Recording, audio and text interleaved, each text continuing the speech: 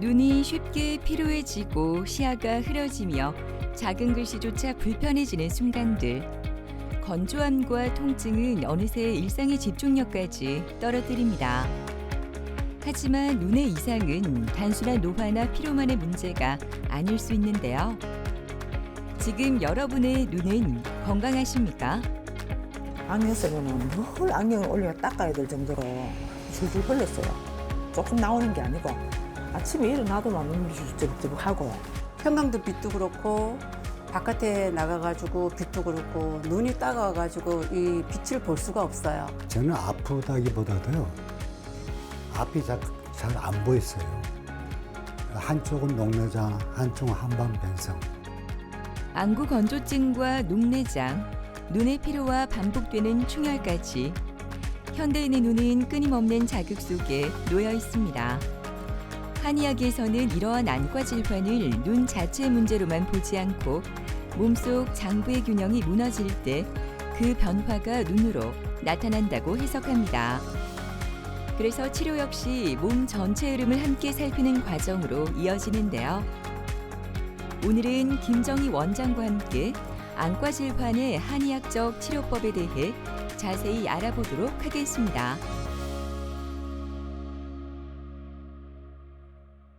한의학에서 제일 중요하게 생각하는 게 같은 병명이라 하더라도 사람에 따라 원인이 다르다고 봅니다. 즉 예를 들어서 같은 황반변성이라 하더라도 체질에 따라서 그 사람에 따라서 원인이 다르게 보고 있습니다. 눈에 있는 세포들이 일을 하기 위해서는 에너지가 필요한데 그 에너지를 만들어내는 곳은 눈 자체가 아닙니다. 눈은 즉 에너지를 오장부에서 만든 에너지를 소비하는 곳입니다. 자, 그렇다면 눈에서 필요한 에너지를 만들어내는 곳은 어디냐면 우리가 음식을 먹거나 호흡을 하게 되면 우리 몸통에 있는 오장부에서 영양을 만들어내서 눈에 영양을 공급시켜주게 되어 있습니다. 눈에 영양을 공급시켜주는 오장부를 치료해서 눈으로 가는 영양을 증가시켜서 눈을 건강하게 만든다라고 보시면 되겠습니다. 저희는 오장부를 좋게 만들어서 눈을 치료하는데 이때 중요한 게 오장부가 좋아졌을 때 안과 질환이 거의 90% 이상 좋아지는 질환들도 있고 유지가 되는 질환들도 있고 더 안 나빠지게 하는 질환들도 있습니다. 자, 이런 경우는 분리해서 치료한다고 보시면 되겠습니다.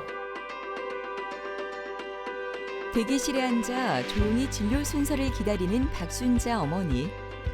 황반변성과 눈물 흘림으로 눈은 늘 흐릿하고 불편했고 여기에 위염과 소화불량, 불면증까지 이어지며 몸은 쉽게 지쳐갔습니다. 하지만 꾸준한 치료로 계속 흐르던 눈물은 점차 줄어들고 답답했던 속도 한결 편안해졌습니다. 장과 위가 안 좋아갖고 설사도 하고 배에 가스가 차서 굉장히 힘들었어요. 음식 섭취를 제대로 못 하잖아요. 그러다 보니까 그런가 눈이 굉장히 안 좋고 눈물이 많이 났어요. 안경 쓰면은 늘 안경을 올려 닦아야 될 정도로 줄줄 흘렀어요. 조금 나오는 게 아니고 아침에 일어나도 막 눈물이 주룩주룩하고 눈물이 굉장히 불편했어요. 옛날에도 눈물은 조금씩은 났거든요. 겨울 되면 찬바람 불면 눈물이 조금씩 났는데 이렇게 심하진 않았는데 갑자기 심하게 막 길을 못 갈 정도로 눈물이 많이 남들하고 대화를 못 하는데 대화를 하면은 그저 이렇게 쳐다보면 눈물이 줄줄 흘렀어요. 심각했었거든요. 어머니 안녕하세요. 네, 안녕하세요. 네, 반갑습니다. 요즘 소화는 어때요, 어머니? 가스는 많이 안 차는 것 같고요. 네. 좋아진 것 같아요. 눈물 나는 건 어때요, 어머니?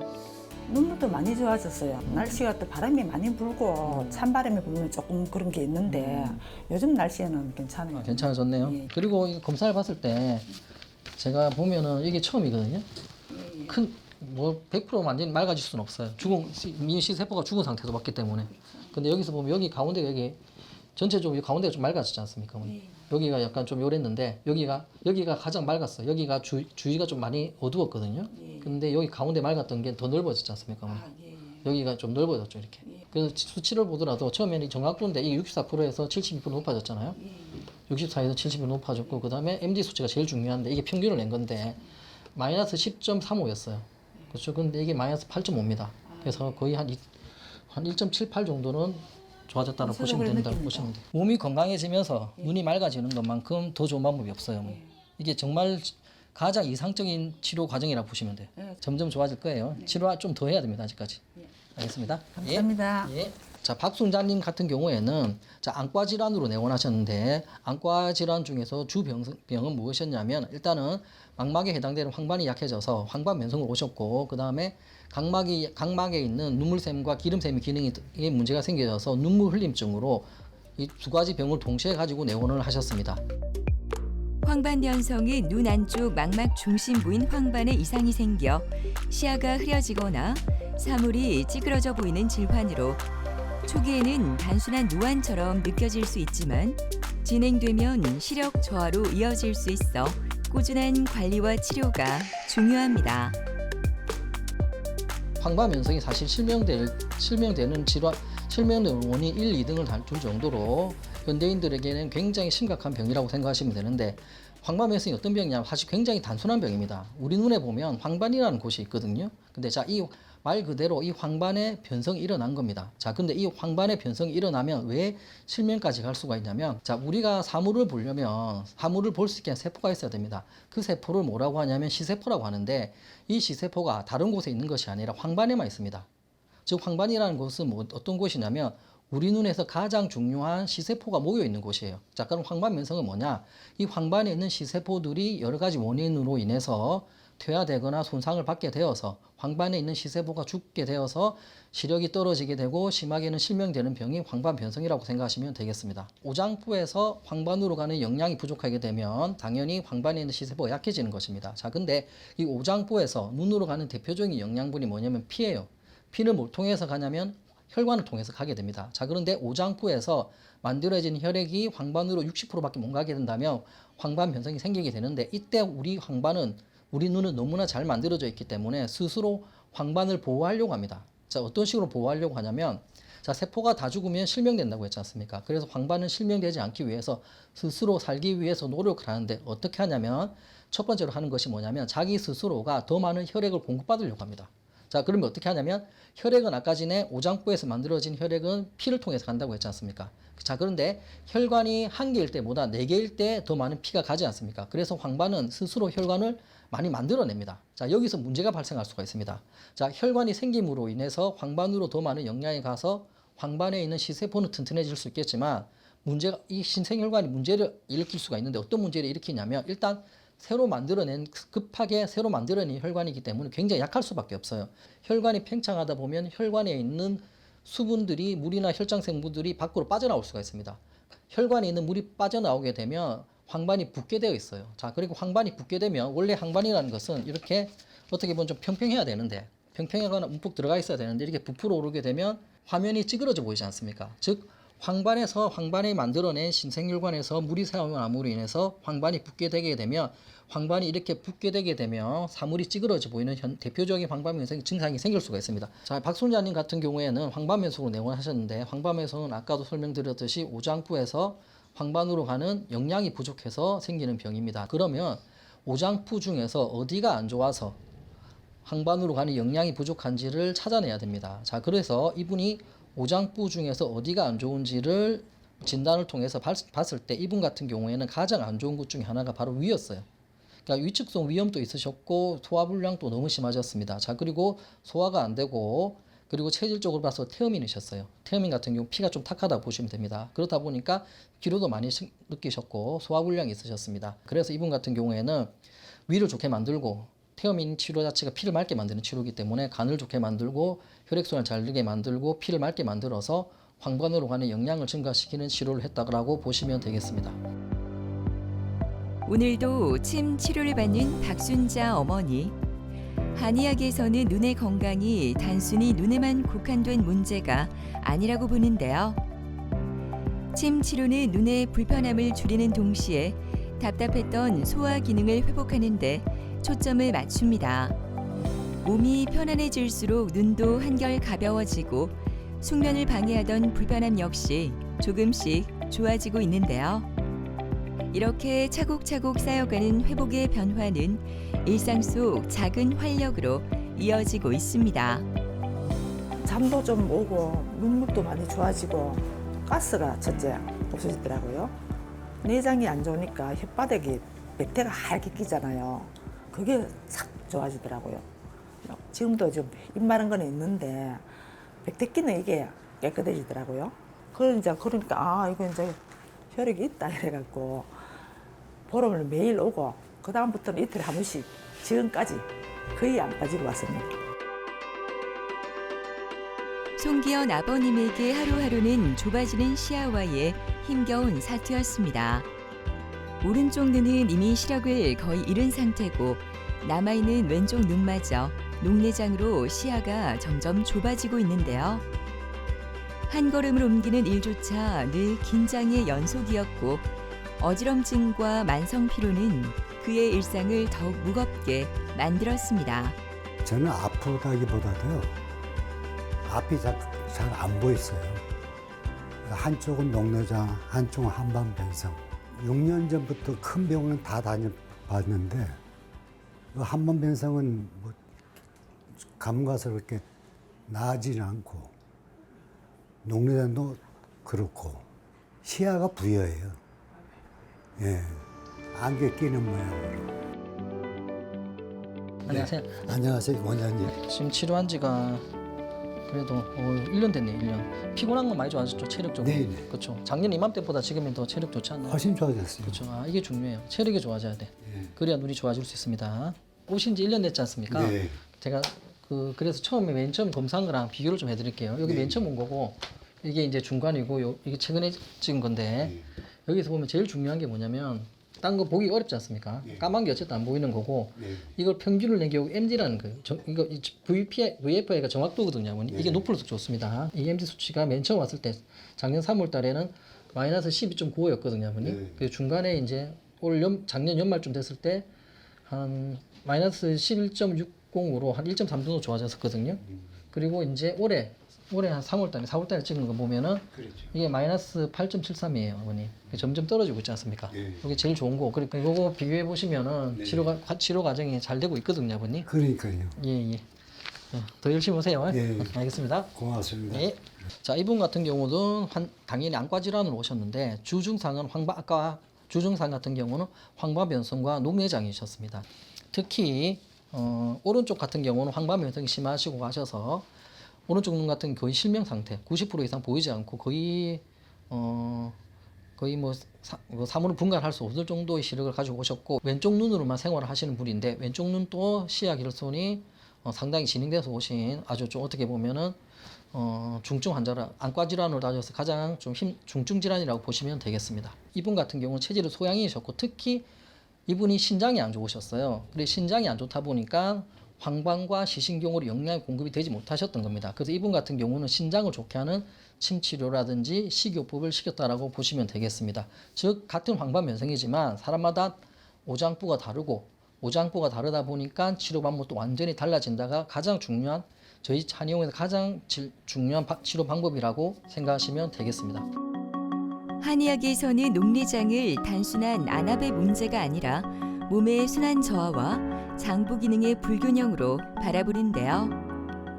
침과 약침 치료를 통해 눈의 긴장을 완화하고 시신경의 부담을 줄여 안정적인 눈 상태를 유지하도록 돕습니다.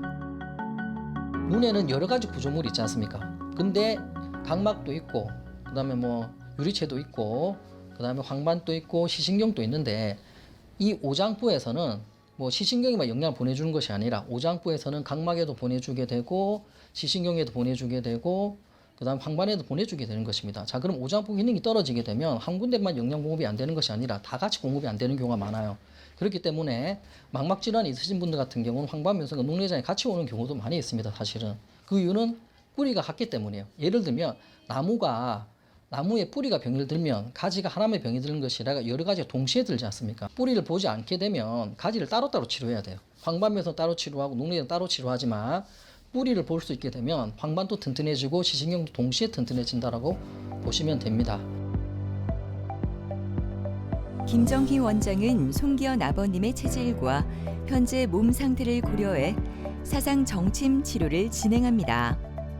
사상 정침은 같은 녹내장이라도 환자의 체질에 따라 서로 다른 혈자리를 선택하는 맞춤 침 치료인데요. 이 치료는 체질에 맞는 자극을 통해 몸의 균형을 바로잡고 눈과 전신이 함께 회복될 수 있도록 도움을 줍니다. 시력이 조금 더 밝아졌고, 몸도 그전에는 피곤했거든요. 근데 침 맞고 이렇게 하니까 몸도 그렇게 안 피곤하고, 시력이 그 안과병원에서 0.4가 나왔거든요. 0.5, 0.4. 근데 지금 그 시력 검사하면은 0.78 나옵니다. 시력이. 그래서 많이 깨끗해지고 좋아졌죠, 이게. 지금 이 나이 뭐 그냥 집에 있기도 그렇고 뭘 활동을 해야 되는데, 옛날에 저는 장사를 했거든요. 그래서 그거라도 뭐 몸이 따라주면 해야 되는데 눈이 이러니까 못 하겠더라고요. 그래서 눈이 조금만 더 좋아지면 해야 되겠다 그 생각하고 있습니다. 장욱선 씨의 하루는 매 순간이 팽팽한 긴장의 연속이었습니다. 찌르는 듯한 안구 통증과 멈추지 않는 눈떨림은 일상을 송두리째 흔들어 놓았고, 밤마다 찾아오는 불면과 불안증은 그녀를 깊은 우울의 늪으로 밀어넣었습니다. 이뿐만 아니라 만성피로, 소화불량까지 이어지며 몸과 마음은 점점 지쳐갔습니다. 제가 신호가 오기는 2년 정도 됐었거든요. 근데 재작년 한 7월 달쯤에 이렇게 눈이 막 부시면서 이상하다 싶어가지고 그냥 그렇게 해서 지나쳤는데, 11월 달쯤 되니까는 본격적으로 막 통증이 시작되면서 아프기 시작하더라고요. 그때서부터 빛도 못 보겠고, 막 형광등 빛도 그렇고, 바깥에 나가가지고 빛도 그렇고, 눈이 따가워가지고 이 빛을 볼 수가 없어요. 그래가지고 뭐 선글라스는 필수고, 항상 차를 타도 여기 이제 이거를 내려가지고 그렇게 생활을 했었거든요. 제가 이제 대학병원, 서울하고 부산에 있는 몇몇 대학병원에를 가도 엄살이라 하더라고요. 엄살이라 하면서 그냥 지금 뭐 안구 건조증 말고는 특별히 뭐 보이는 게 없다고 이야기를 하더라고요. 안녕하세요. 잘 지냈죠? 네, 맨날 오니까. 그렇죠. 매일 보니까요. 네. 어머니 같은 경우는 항상 치료 우리가 계획을 잡으면 그거대로 너무 잘해주셔가지고 그래서 좀 컨디션이 좀 좋아지지 않았나 싶어요. 오늘은 좀 컨디션 어때요? 제가 여기 오기 전에는 네. 너무 피곤했었거든요. 네. 진짜 의욕이 하나도 없었어요. 네. 그래서 여기 와가지고 한약을 복용하면서 이게 몸이 되게 가볍더라고요. 몸도 많이 가벼워졌죠. 예, 되게 가벼웠어요. 어머니 그 몸 가벼워진 것 자체가 오장육부가 엄청 많이 좋아졌다고 반응이 바로바로 오는 거예요. 어머니 혀 한번 볼까요? 혀. 피곤한 거 많이 좋아졌고, 원래는 어머니 혀에 이자국이 좀 있었거든요. 이자국도 지금 많이 줄었고, 그리고 혀 색깔이 약간 백태가 있는 건 있는데 원래 사람들은 다 백태 있거든요. 앞으로 치료 받으면서도 한 번씩 피곤한 게 있을 테니까 생기긴 할 건데 그 빈도가 엄청나게 많이 줄어들 거고, 피부로도 영양이 더 갈 거니까 얼굴의 색택이나 이런 것도 점점 더 좋아질 겁니다. 그럼 이제 치료받으러 한번 가볼까요? 네네. 장옥선 환자분 같은 경우는 안구 건조증을 이제 주소증으로 해서 내원을 하셨는데, 안구가 건조한 것뿐만 아니라 오장육부 상태가 정말 나쁜 분이었기 때문에 불안, 초조, 우울한 증상, 그리고 몸살기도 많이 계셨고, 그리고 있으셨고, 구내염이랑 피부 뾰루지 등 오장육부 기능이 전반적으로 떨어진 증상들이 굉장히 여러 방면에 많이 있었습니다. 고지혈증 약, 혈압약, 그리고 갑상선 기능 저하증 약 같이 여러 가지 약들도 막 5년, 기본적으로 5년 이상씩 굉장히 오랫동안 복용을 하셨습니다. 이분 같은 경우는 저희가 이제 상담이나 이제 체질 진단을 통해서 이제 체질을 태음인으로 판단을 했거든요. 태음인에게 좋은 침과 한약을 사용하고, 이분은 추나 치료나 약침 치료도 같이 사용을 했습니다. 이분이 정말 잘하셨던 거는 저희가 치료 계획을 수립을 하면 그 치료 계획을 정말 한치의 오차도 없이 잘 따라오셨어요. 그래서 치료 결과가 더 좋은 것 같습니다. 문서환 원장은 옥선 씨의 눈떨림과 두통, 불면 증상을 함께 살피며 침 치료를 이어가는데요. 옥선 씨처럼 몸이 예민해지고 긴장이 오래 쌓이면 눈 주변의 작은 불편도 크게 느껴질 수 있습니다. 침 치료는 과민해진 몸의 반응을 차분히 낮추고 불규칙해진 수면과 소화의 리듬을 바로잡는데 초점을 두는데요. 눈의 부담을 덜어내는 동시에 몸과 마음이 다시 편안한 상태로 돌아가도록 돕고 있습니다.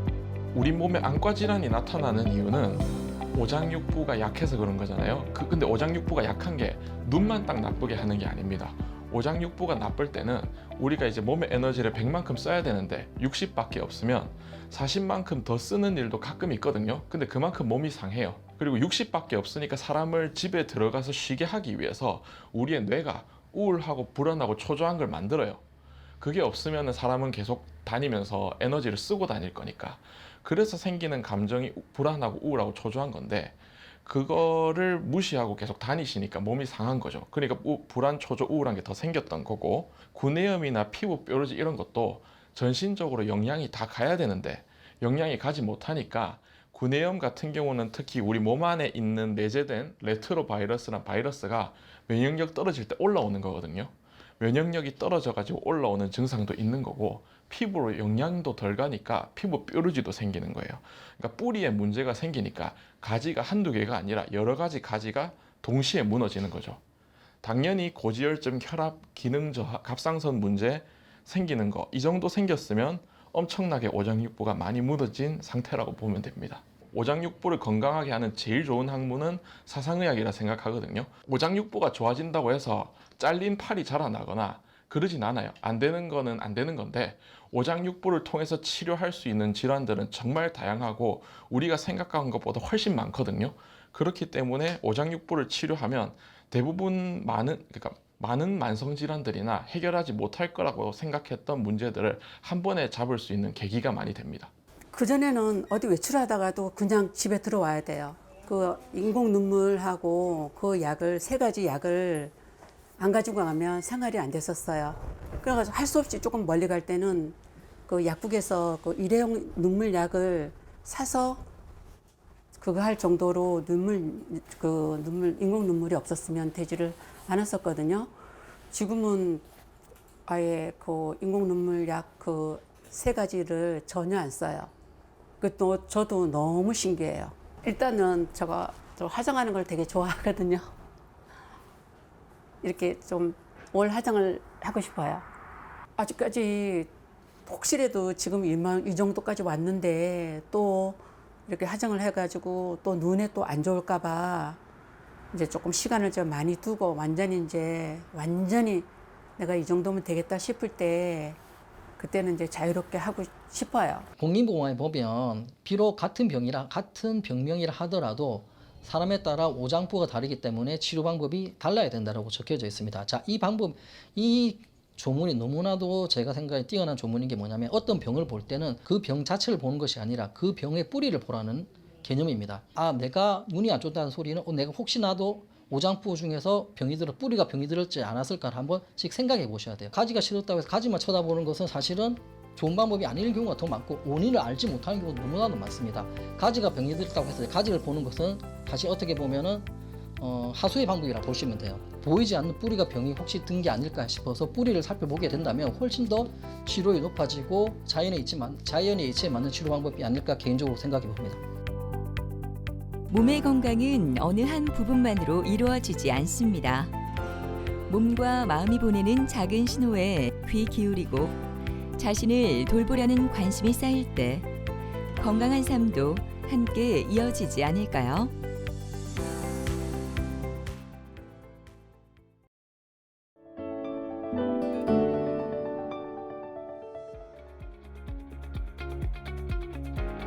우리는 하루에도 수없이 몸을 움직입니다. 걷고 들고 잡고 오르고 버티는 모든 순간마다 관절은 조용히 몸의 중심을 지탱합니다.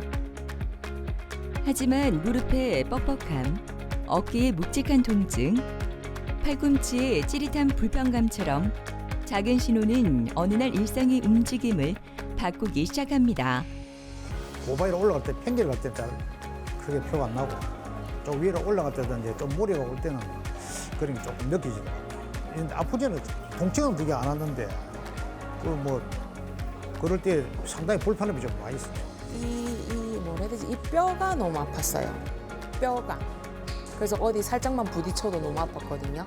팔을 오히려 피면 더 아프더라고요. 접으면 그나마 또 나은데 계속 당기는 기분이 있고 좀 아팠어요.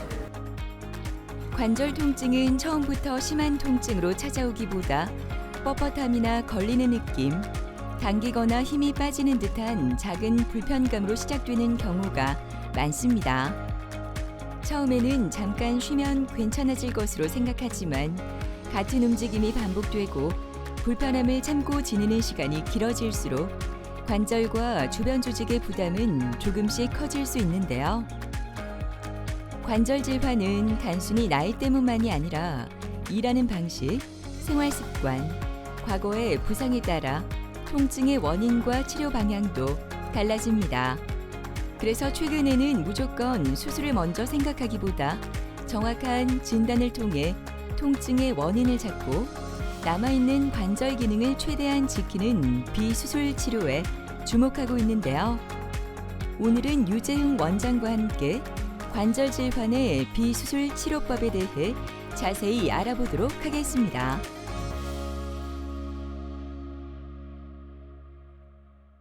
네, 가장 많이 놓치는 신호는 참을 만한 통증이 반복된다는 점입니다.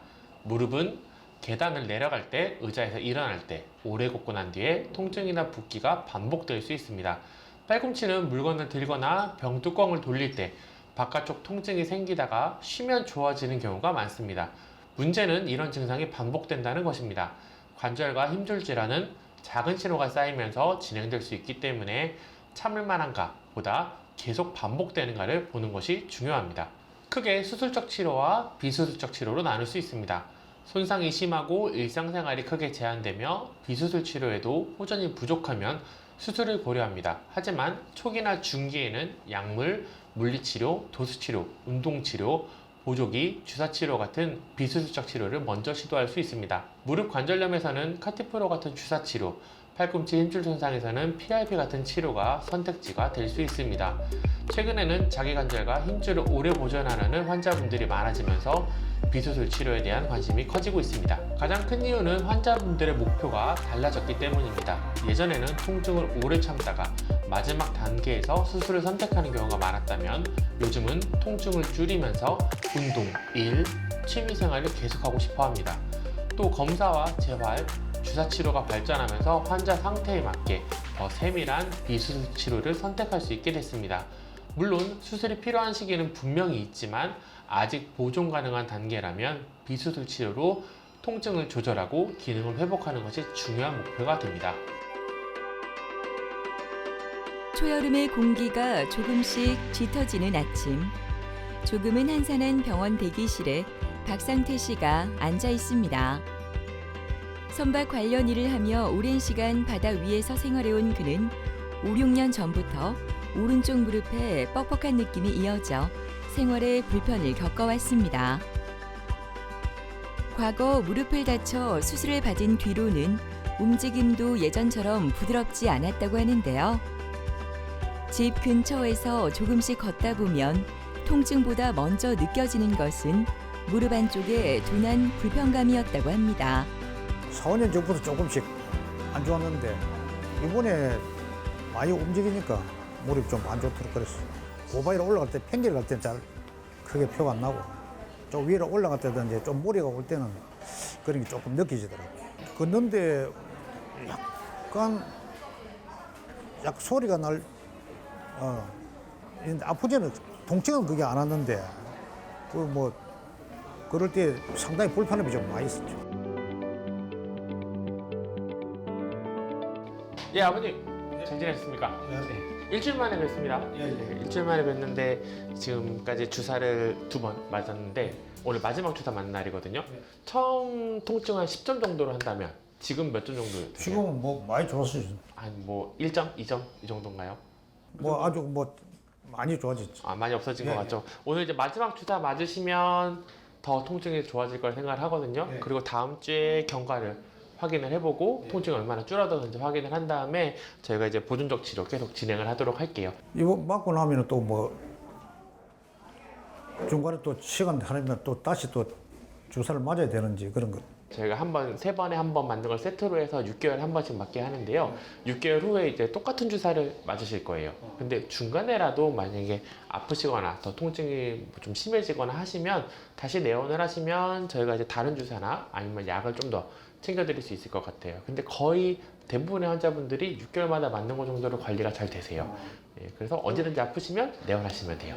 그리고 뭐 운동은 뭐 무리한 운동은 조심하는 게 좋겠죠. 예, 등산이나 이런 거는 무릎에 좀 과도하게 하중을 쏠리게 하기 때문에 그거는 조금 자제하시는 게 좋고요. 가능하면 이제 근력 운동, 특히 허벅지, 근력 운동이 잘 되면 허벅지의 근육이 좋아지시면 무릎을 좀 덜 쓰기 때문에 그런 하중도 좀 덜해지고 부담도 덜해지기 때문에 그런 근력 운동 위주로 하시면 될 것 같아요. 그래서 물리치료나 도수치료도 아버님의 허벅지 근력을 조금 더 늘려드리는 방식으로 진행이 될 예정이에요. 예, 알겠습니다. 알겠습니다. 그럼 처치를 챙겨드릴게요. 환자분은 오래전부터 있었던 우측 무릎 통증으로 내원하신 분인데요. 예전에 슬개골 골절도 있었기 때문에 생활하는데 불편감이 있으셨던 분입니다. 특히 계단을 오르거나 오래 걸을 때 통증이 있었던 분으로 엑스레이상에서 약간의 골국도 확인이 되어서 슬관절, 골관절염 진단하에 카티프로 주사 치료를 시행하였던 분입니다. 상태 씨처럼 과거에 무릎 수술을 받은 이력이 있다면 퇴행성 관절염이 발생할 확률은 급격히 높아집니다. 손상되었던 관절 구조물로 인해 무릎 내부의 역학적 균형이 깨어지면서 특정 부위의 연골이 집중적으로 마모되기 때문인데요. 연골이 닳아 완충작용을 하지 못하면 뼈와 뼈가 직접 맞부딪히게 되고 이는 곧 환자가 느끼는 극심한 뻑뻑함과 관절운동 범위 제한으로 이어집니다. 무릎 수술 이력이 있는 분들은 관절염 진행을 조금 더 주의해서 봐야 합니다. 특히 발원상 연골판을 절제한 적이 있거나 십자인대 손상, 연골 손상, 골절 수술 이력이 있는 경우에는 무릎에 실리는 힘의 균형이 달라질 수 있습니다.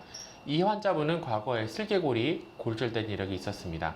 슬개골은 무릎을 굽히고 펼 때 대퇴골과 계속 맞물려 움직이기 때문에 골절 당시 연골이 손상됐거나 관절면이 매끈하게 회복되지 않으면 시간이 지나면서 마찰이 늘고 관절염으로 이어질 수 있습니다. 수술 이력이 있는 분들은 통증이 생겼을 때 빨리 확인하고 근력과 보행을 꾸준히 관리하는 것이 관절염 진행을 늦추는 데 도움이 됩니다. 이 환자분은 무릎 통증 때문에 계단을 오르내리기 힘들고 오래 걸으면 무릎이 붓고 뻣뻣해지는 증상으로 내원하셨습니다. 검사를 해보니 바로 인공관절 수술을 해야 하는 말기 단계라기보다는 아직 자기 관절을 보존하면서 통증을 조절해 볼 수 있는 상태였습니다. 그래서 카티프로 주사치료와 함께 물리치료, 도수치료, 허벅지 근력 운동을 병행하는 계획을 세웠습니다. 여기서 중요한 점은 주사만 맞고 끝낼 것이 아니라 통증이 줄어든 시기에 무릎이 다시 잘 움직이도록 재활치료를 같이 진행했다는 것입니다. 그 결과 걷기와 계단 이용해서 불편감이 줄고 일상생활이 훨씬 편해지는 변화를 확인할 수 있었습니다. 다만 이런 결과는 환자마다 다를 수 있기 때문에 관절 상태를 정확히 진단하고 맞춤형으로 치료 방향을 정하는 것이 가장 중요합니다. 아버님 주사 챙겨드릴게요. 네, 앞에 2번 맞으셨던 거라서 똑같은 주사라서 걱정 많이 안 하셔도 되고요. 따끔 한 번만 하겠습니다. 따끔합니다. 따끔. 관절로 들어갈 때 조금 아파요. 오늘 하루는 좀 뻑뻑하실 수 있거든요. 무릎 관절에 약이 들어가는 거다 보니까 약간의 이물감이나 좀 뻑뻑한 감이 느낄 수가 있는데 약물이 흡수가 되면서 자연스럽게 좀 통증이나 그런 이물감도 많이 사라지실 거예요. 네, 다음 주에 아까 말씀드렸듯이 다음 주에 통증이나 뭐 상태 확인하고 제가 다른 거 약이나 이런 것 좀 챙겨드리도록 할게요. 알겠습니다. 다음 주에 뵐게요. 네. 카티프로 주사 치료는 무릎 관절 안에 아텔로 콜라겐 성분의 콜라겐 조직 보충제를 주입하는 치료입니다. 쉽게 말하면 무릎 관절염으로 손상되고 약해진 연골 환경에 콜라겐 성분을 보충해 통증 완화와 움직임 개선을 기대하는 치료라고 설명드릴 수 있습니다. 무릎 관절염은 연골 표면이 닳고 거칠어지면서 걷거나 계단을 내려갈 때 통증이 생깁니다. 카티프로는 이런 손상된 관절 환경을 조금 더 편안하게 만들어주는 것을 목표로 합니다. 치료 시간이 비교적 짧고 입원이 필요하지 않아 일상생활 복귀가 빠르다는 장점도 있습니다. 다만 말기 관절염을 새 무릎처럼 되돌리는 치료는 아니기 때문에 환자의 관절 상태와 병기에 맞게 선택하는 것이 중요합니다.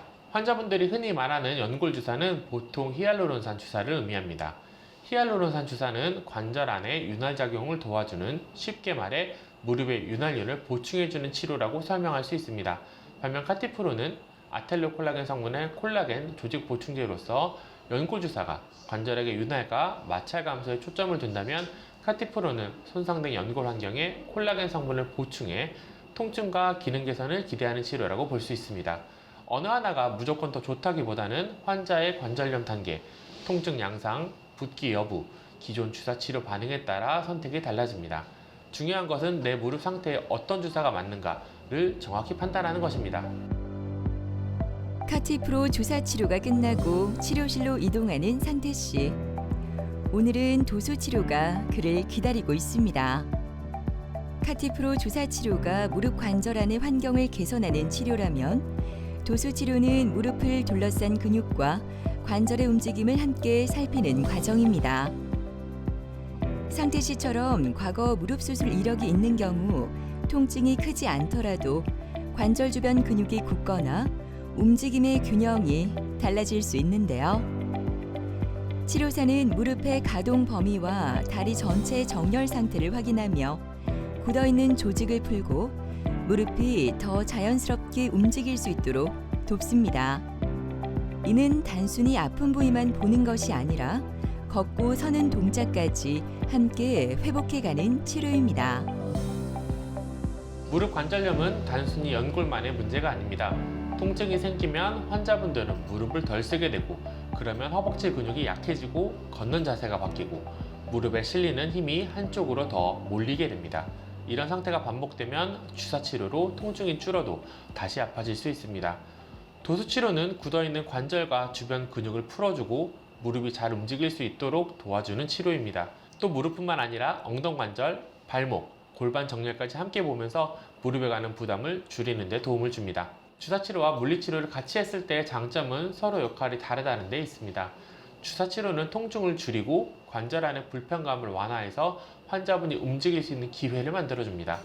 그런데 통증이 줄었다고 해서 근력이 바로 회복되는 것은 아닙니다.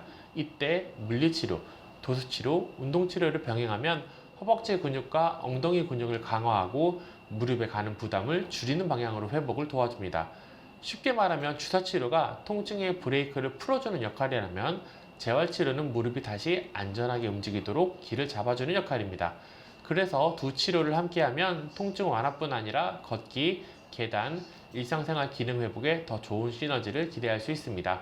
한번 맞고 나니까 약간 그 소리 나는 것도 좀 줄어도 소리가 잘 안 나는 것 같더라고. 그리고 걷는데도 조금 편해지고, 아까 이야기 들으니까 뭐 허벅지 운동이라든지 근력 운동을 좀 많이 하라 하니까 그런 걸 위주로 했어요. 좀 열심히 할 예정입니다.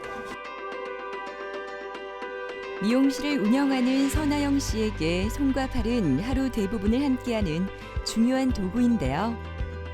하지만 열흘 전부터 팔꿈치 바깥쪽 통증뿐만 아니라 팔에 힘이 빠지는 느낌까지 더해지면서 일을 계속하는 게 너무나 힘들었습니다. 하지만 이곳에서 치료를 받은 후부터 그녀는 점점 달라졌다고 하는데요. 지금 그녀의 상태는 어떨까요? 제가 미용실을 1인 샵을 운영하고 있는데요. 이제 뭐 머리 자르다가 보니까 한 10일 전부터 아프기 시작했거든요. 뭐라 해야 되지? 이 뼈가 너무 아팠어요. 뼈가. 그래서 어디 살짝만 부딪혀도 너무 아팠거든요. 팔을 오히려 피면 더 아프더라고요. 접으면 그나마 또 나은데, 예, 계속 당기는 기분이 있고 좀 아팠어요. 주변에 그 선배 후배님들이 엠보가 많이 나갔을 때 주사 치료가 빨리 회복이 된다는 말을 듣고 하다 보니까 주사 치료를 선택하게 되었습니다. 진료 전 정확한 치료 방향을 정하기 위해 MRI 검사가 진행되는데요. MRI는 통증이 나타나는 팔꿈치 부위의 힘줄과 인대, 주변 연부 조직의 상태를 더 자세히 확인하는 검사입니다. 어느 부위에 부담이 집중되어 있는지, 손상의 정도는 어느 정도인지를 살펴보는 과정으로 아영 씨에게 맞는 치료를 찾기 위해 먼저 팔꿈치 안쪽 상태를 정확히 들여다보는 시간입니다. 네, 환자분 일주일 만에 뵙습니다. 지금까지 이제 통증, 팔꿈치 통증 있으셔서 제가 주사도 챙겨드리고 그다음 충격파 치료도 하고 했었는데요. 어떠셨어요? 훨씬 좋아지고 아픈 게 좀 덜해요. 만성으로 좀 원래 오랫동안 아프셨던 거라서 이제 그 통증이 사라지는 것만으로도 굉장히 기분이 좀 좋아졌을 것 같아요. 오늘은 지금까지 통증을 좀 줄이는데 집중을 했다면 오늘 이제 MRI 찍어서 현재 상태를 좀 확인을 해봤거든요.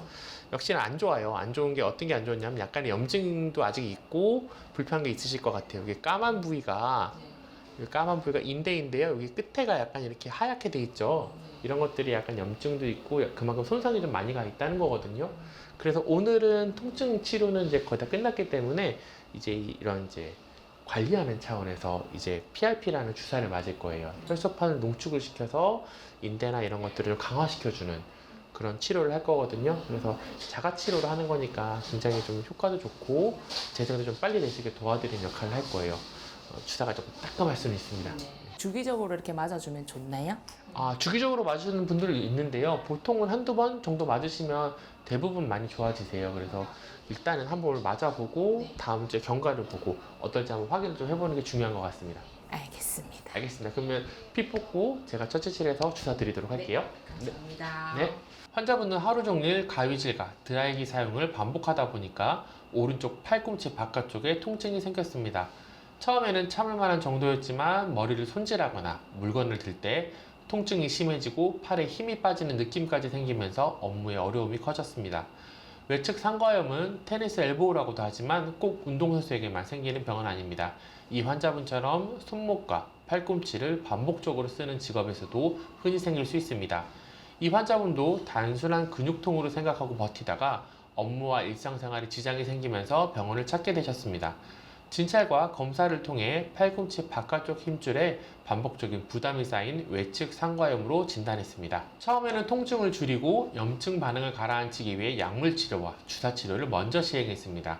그 치료 후에 통증은 어느 정도 감소했습니다. 하지만 중요한 점은 이 환자분이 팔을 계속 써야 하는 직업이라는 것입니다.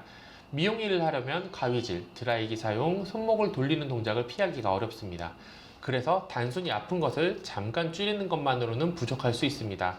오늘은 정밀 검사를 통해 힘줄 손상 정도를 다시 확인하고 PRP 치료를 계획했습니다. PRP는 환자 본인의 혈액에서 혈소판이 풍부한 성분을 분리해서 손상된 힘줄 주변에 주입하는 치료입니다.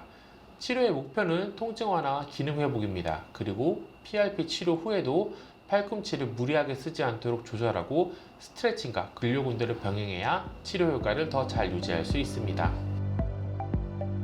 아영 씨의 PRP 치료는 먼저 혈액을 채취하는 과정부터 시작되는데요. PRP 치료는 환자 자신의 혈액을 이용해 손상된 조직의 회복을 돕는 치료로 채취한 혈액에서 필요한 성분을 분리하는 과정이 중요합니다. 채취한 혈액은 전용 용기에 담겨 원심 분리기로 옮겨지는데요. 원심 분리기는 빠른 속도로 회전하며 혈액을 성분별로 분리하는 장비입니다. 이 과정을 거치면 혈액 속 여러 성분 가운데 치료에 필요한 혈소판이 풍부한 부분을 따로 얻을 수 있습니다. 분리된 성분은 주사기에 옮겨 담아 치료 부위에 주입하게 되는데요. 의료진은 팔꿈치 통증이 나타나는 부위와 주변 조직의 상태를 확인하며 통증이 발생한 팔꿈치 힘줄 부위에 천천히 주입합니다. 아까 드린 대로 좀 따끔하셨죠? 많이 아프셨나 모르겠어요. 일단은 염증 챙겨드리는 거 주사 챙겨드렸고요. 하루 이틀 정도 좀 뻑뻑하고 뻐근할 수 있습니다. 그게 당연한 거거든요. 그래서 좀 너무 불편하시면 언제든지 병원 내원해서 제가 약이나 다른 거 좀 챙겨드릴게요. 네, 알겠습니다. 알겠습니다. 네. 다음 주에 뵐게요. 감사합니다. 네. PRP는 환자 본인의 혈액에서 회복에 관여하는 혈소판 성분을 농축해서 손상된 힘줄 부위에 넣어주는 치료입니다. 외측 상과염은 단순 염증이라기보다 힘줄이 반복적으로 손상된 병이기 때문에 PRP는 통증만 잠깐 줄이는 것보다 힘줄이 회복될 수 있는 환경을 만들어주는 역할을 합니다. PRP 주사 후에는 바로 무리하시면 안 됩니다. 주사를 맞고 며칠 동안은 오히려 뻐근하거나 통증이 조금 올라올 수 있는데 이것은 비교적 흔한 반응입니다. 보통 처음 1, 2주 정도는 무거운 물건을 들거나 손목을 반복적으로 쓰는 일, 강한 운동은 피하는 것이 좋습니다. 통증이 있다고 해서 소염 진통제를 임의로 드시는 것은 피해야 합니다. PRP는 우리 몸의 회복 반응을 이용하는 치료이기 때문에 소염제가 그 과정을 방해할 수 있다고 보기 때문입니다. 통증 조절은 담당 의사와 상의해서 안전한 약을 선택하는 것이 좋습니다. 이후에는 통증이 줄었다고 바로 힘을 많이 쓰기보다 스트레칭과 재활 운동을 단계적으로 해주셔야 재발을 줄이고 오래 좋은 결과를 기대할 수 있습니다. 이어서 체외 충격파 치료가 진행됩니다. 외측 상과염은 팔꿈치 바깥쪽 힘줄에 반복적인 부담이 쌓이면서 통증이 생기는 질환인데요. 특히 팔과 손목을 많이 사용하는 경우 힘줄 주변의 회복이 더디고 통증이 쉽게 반복될 수 있습니다. 체외 충격파 치료는 통증이 집중된 부위에 충격파 에너지를 전달해 주변 조직의 혈류를 돕고 굳어진 힘줄과 근육이 다시 회복될 수 있는 환경을 만들어주는 데 목적이 있습니다.